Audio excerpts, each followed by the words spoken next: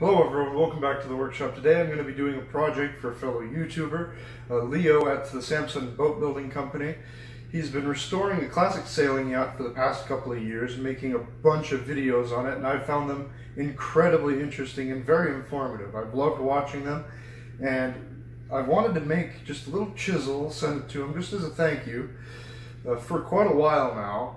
And recently, as I was making some dies for a friend, some coal ironworks, they're really big dies, I cut one of them a bit too long, and so I had to cut a little sliver off, a 3/16 inch sliver on the hacksaw. 3/16 by 2 inch by 6 inches. And to me, that is the perfect starting material to make a little wood slick and send it to him. Right now, I think is the perfect time to do so. He just recently moved the boat to Port Townsend, and so he has to essentially get a bunch of new tools to work on the boat. I know he probably has a wood slick, but it's just a kind gesture. I've wanted to make and send something to him for a while now, because I absolutely love the channel. So that's what we're going to be doing today, is turning this little chunk of steel into a wood slick. I'll make a handle for it, do a little bit of woodworking, a lot of forging, a bit of grinding, hopefully not much, but let's get to it. We'll fire up the forge and I'll show you guys the first heat. The first thing I'm going to do is determine where the shoulder between the socket and the blade are going to be. I turned a tapered plug or drift for the socket and I'll form it around this. So this will determine the length. So I'll use this length plus a little bit to account for the transition, and then the rest will be the blade. I'm a product of my granddad's son. Hard-working hands in a job well done. Skin as thick as railroad ties, and you could see the kindness in his eyes. I didn't want to do what he did, but I always wanted to be just like him. Strong enough to stay and fight, man enough to do now that what's it's been right. flattened and the material has been isolated, I use the beam of the hammer to spread out the socket, so then I can fold it over, round it up, and then use the drift to form it, and then move on to the chisel part of the wood slick.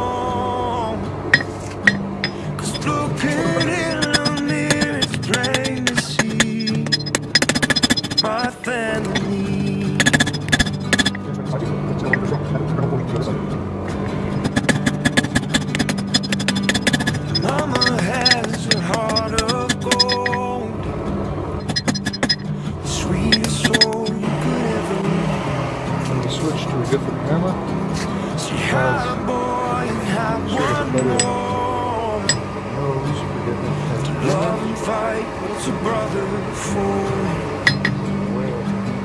His blood is in my own.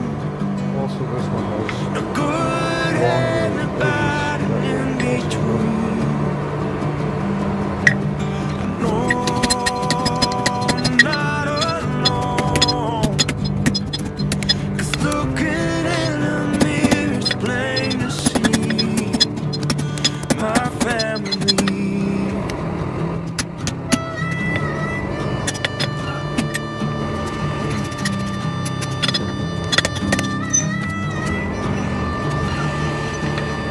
I didn't quite spread out enough material to completely wrap around the socket.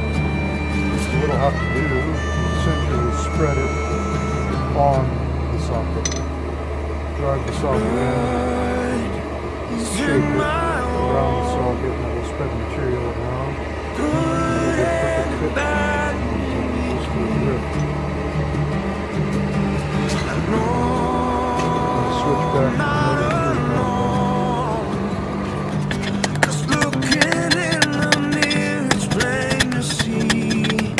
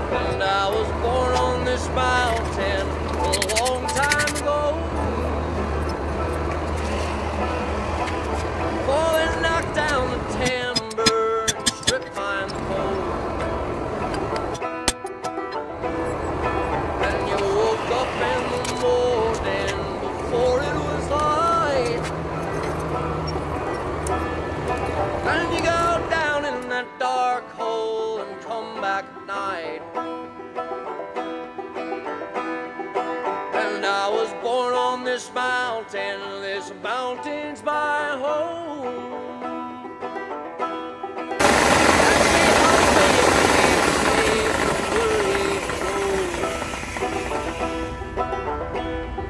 And now they took everything that she gave, now they're gone. But I will die on this mountain's my home. And I was young on this mountain, but now I am old. And I knew every holler and cool swimming hole. Till one night I lay down and woke up to find that my childhood was over and went down in the mine. And I was born on this mountain's my home. So the slick has been ground. I did have a little bit of an issue right here. There was a sort of depression. I forged some slight bevels on this on either side, and so whenever I used my flatter to flatten everything out, it didn't flatten out this corner here. There's a big depression. I had to grind it out, grind away a lot more material than I was hoping to, but I think it looks just fine. I even used some stamps, put tally-ho on there, just cause. While I was doing that, I had a clone make a little blank for the handle, big bulbous end, so that whenever it's on here, you have a big swell for your palm to really be able to put some pressure on it when you need to. This is Pacific Madrone, if I remember correctly. It is a wood that my grandfather gave me. He gave me a branch of it, and I've been using it for various projects, for smaller hammers and a decorative hammer, a couple of chisels, and I think it looks very nice whenever it is finished. So now what I'm going to do, since this is simply a blank, I need to face off this end and shape this end of it, and then I'll flip it around, put the taper on here, and then just finish out the whole thing. So, fire up the lathe, and yes, I know, woodworking in a metal lathe, that is just sacrilege, but I do not have a wood lathe, so metal lathe is what I gotta use for this.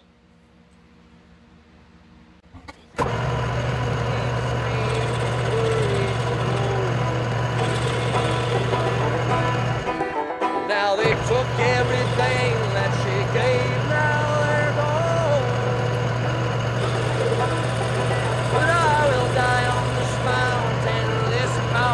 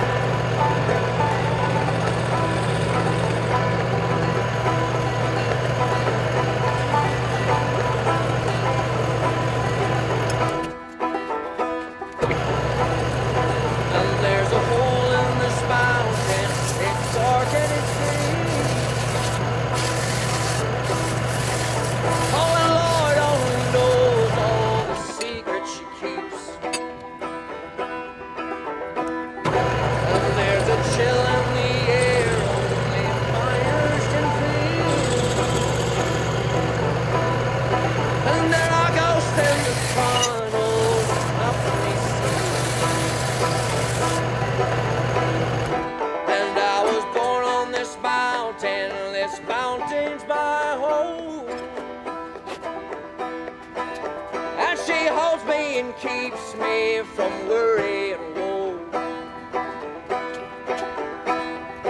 And now they took everything that she gave, now they're gone. But I will die on this mountain's my home.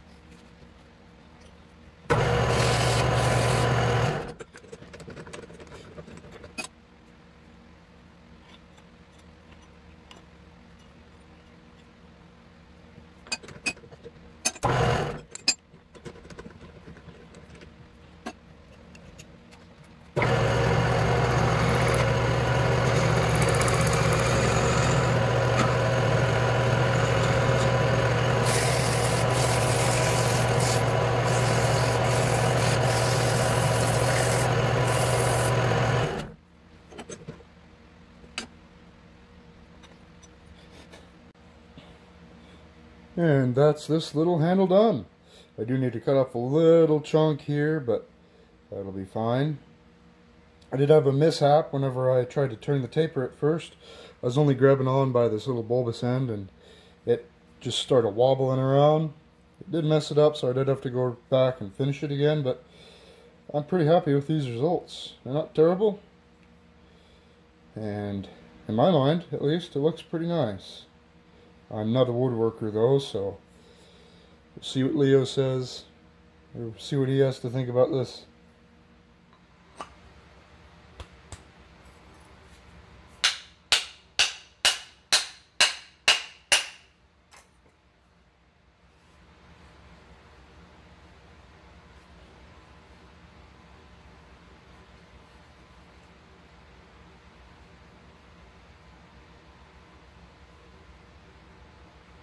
I think I'm going to take this to the belt sander.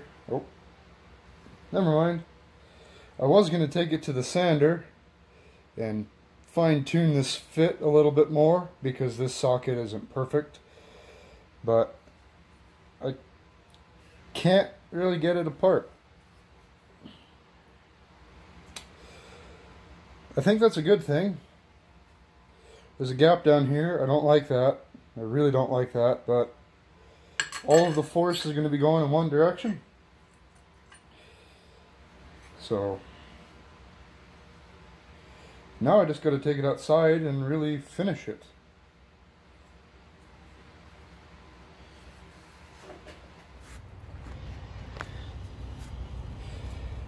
So to finish this little wood slick up, I have a 220 grip belt on the sander. It's a little worn out, but I really just want to shine this up a little bit, sharpen it, and then for the handle I'm going to use boiled linseed oil. I've been using that for pretty much every handle I have. It works incredibly well. It soaks into the wood real good. I'll let it soak for a good while. It'll soak up, swell the wood, make this fit even tighter, and it will make the wood a bit more flexible, less liable to crack and such.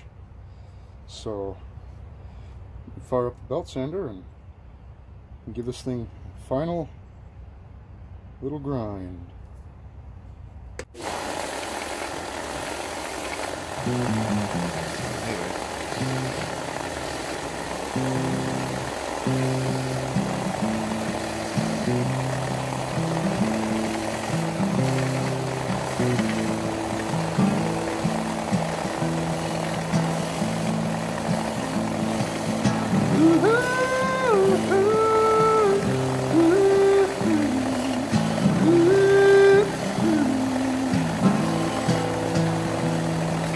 I'm lonesome but happy, rich but I'm broke, and the good Lord knows I'm just a cowpoke from Cheyenne to Douglas, the ranges I know, 'cause I drift with the wind, and no one cares where I go.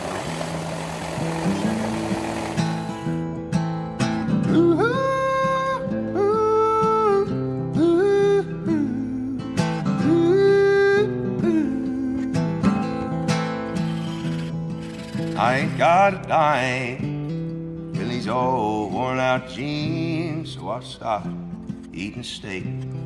I'll go back to beans. I'll pick up a 10 spot in Prescott, I know, riding the broncs in the big rodeo.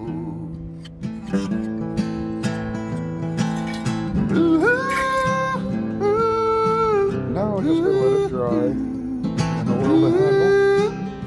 I'll dry off with steel so it doesn't rust. But I'll let the wood air dry, oil it, and then it'll be off to Leo. Some evening springtime. Well, now that this here wood slick is sharpened and oiled, has its handle installed, it's ready to send to Leo. For those of you that don't know, wood slicks are usually maybe 3 foot long. They're much bigger than this normally.